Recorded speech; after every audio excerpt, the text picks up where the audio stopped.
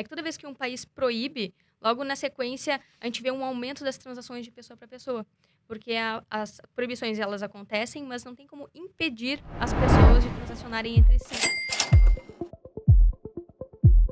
Então, no início, as pessoas não entendiam muito bem o que era o Bitcoin. Ah, é uma nova moeda, é uma nova rede, é uma nova tecnologia, é um novo sistema financeiro. Ele trouxe muitas das tecnologias que a gente vê hoje. Então, conforme ele vai consolidando todas essas características, né? Porque antes do Bitcoin não existia o conceito de descentralização do dinheiro. Então, ele trouxe isso. E as pessoas estão percebendo essa descentralização, a escassez digital, que antes do Bitcoin não existia, né? A gente poderia fazer um Ctrl+C, um Ctrl+V, um copia e cola digitalmente, que tudo era eternamente replicável. E com o Bitcoin, essa escassez digital, ela começa a aparecer agora no sistema financeiro.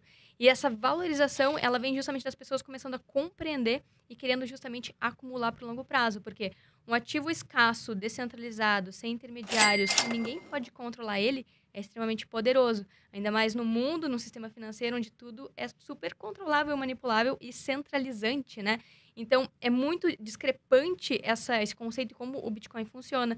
Então, as pessoas estão despertando, estudando e percebendo essas características, essas vantagens do Bitcoin em relação ao sistema que existe hoje e estão começando a adotar, seja como reserva de valor no longo prazo, como um ouro digital, como a gente vem falando muito, né, sobre esse conceito de escassez, ou como uma moeda. Então, a gente tem visto vários países começando a debater e um país como El Salvador até adotando o Bitcoin como moeda. Então, nesse processo de entendimento e adoção, ele tende a se valorizar no longo prazo, claro, numa oscilação no curto prazo muito grande, mas a média de longo prazo tem sido ascendente.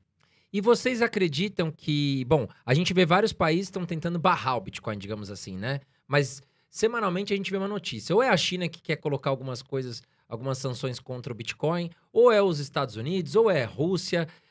Inclusive, você falou que El Salvador já colocou a moeda como principal. E depois nós vamos conversar. Vocês acho que tiveram lá em El Salvador pessoalmente para ver como é que está funcionando isso. Mas por que os países, os governantes querem barrar o Bitcoin? Qual é a visão de vocês e se isso pode acontecer ou se não? O Bitcoin chegou, vai ficar e pronto. Isso tem acontecido muito frequentemente, desde que o Bitcoin surgiu.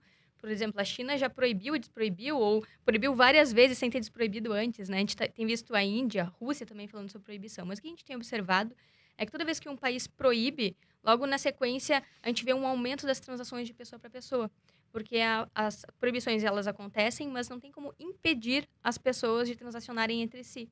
Então, a gente vê um aumento da negociação. Então, acaba sendo um tiro no pé, que é o chamado efeito Streisand. Toda vez que você proíbe algo, aquilo chama tanta atenção, as Mas pessoas é assim querem tudo, tanto... né? Você Exato. proíbe o pessoal de fazer um negócio, eles vão e fazem, né, Raul?